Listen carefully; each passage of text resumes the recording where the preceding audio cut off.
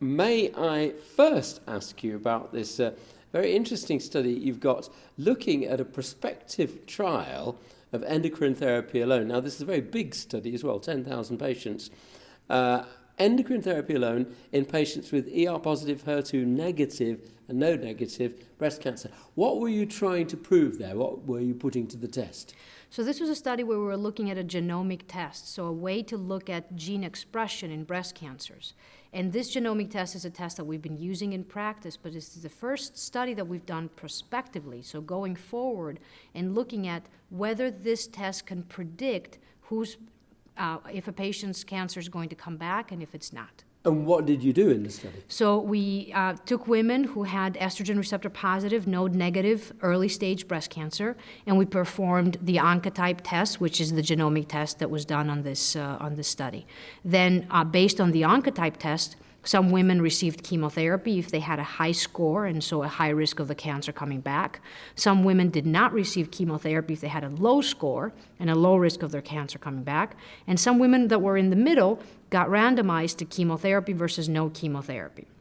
Now, the study has not completed yet. This is the first part of the study where we looked at the women that had a low score, so a low risk of their cancer coming back, and the women that did not receive chemotherapy, they only received endocrine therapy, and we found that those women had a very, very low risk of their cancer returning. So how confidently can you go for the chemotherapy sparing approach? Very confidently after this study.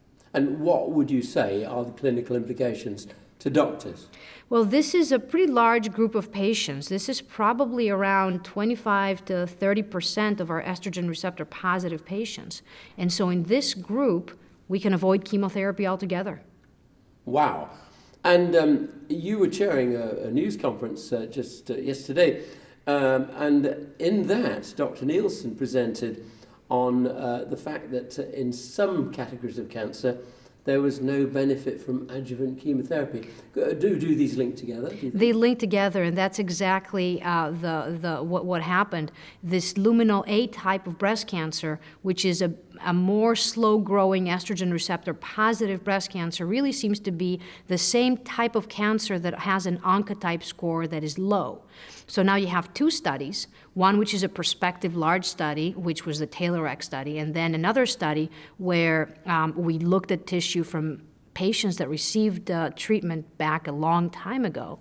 And we found that those very slow-growing tumors, those luminal A or low Oncotype tumors, don't need chemotherapy. So different kinds of markers moving in the same direction? Exactly. What do you think doctors need to be doing about these new data?